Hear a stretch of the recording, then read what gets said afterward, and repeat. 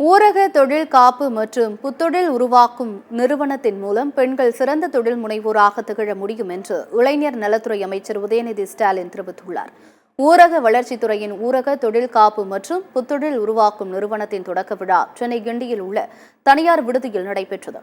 இந்நிகழ்ச்சியில் கலந்து கொண்ட அமைச்சர் உதயநிதி ஸ்டாலின் TN ரைஸ் இலச்சினை மற்றும் அதன் இணையதளத்தை வெளியிட்டு மேடையில் சிறப்புரையாற்றினார். TN ரைஸ் திட்டத்தை பயன்படுத்தி பெரிய அளவில் வெற்றி பெற வேண்டும் என்று அவர் வாழ்த்து கூறினார்.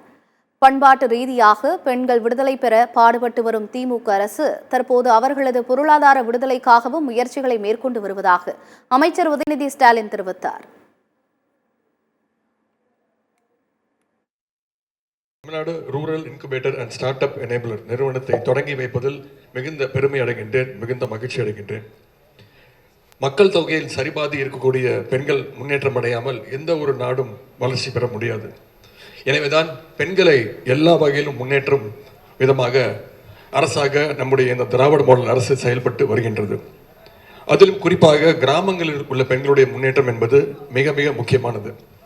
கிராமங்களில் இருக்கக்கூடிய பெண்களும் பெரிய தொழில் முனைவோராக வளர வேண்டும் என்பது நம்முடைய முதலமைச்சருடைய உயரிய நோக்கமாகும். பெண் தொழில் முனைவோர், நிதி சந்தைகள், தொழில் தொடர்புகள் மற்றும் தொழில்நுட்பம் ஆகியவற்றை எளிதில் பெறுவதற்காக பல சவால்களை பெண்கள் எதிர்கொள்ள வேண்டி இருக்கின்றது. அதை உணர்ந்த நம்முடைய மாண்புமிகு தமிழ்நாடு முதலமைச்சர் அவர்கள் இந்த தடைகளை நீக்குகின்ற வகையில்தான் பிரத்யேக புத்தொழில் இயக்கம் ஒன்றே நம்முடைய திராவிட மாடல் அரசு உருவாக்கும் எனவும், இந்த இயக்கம் மகளிர் தொழில் முனைவோருக்கு தேவையான மேம்பட்ட உதவிகளை வழங்கும் எனவும் சட்டமன்றத்திலே அறிவித்திருந்தார்கள்.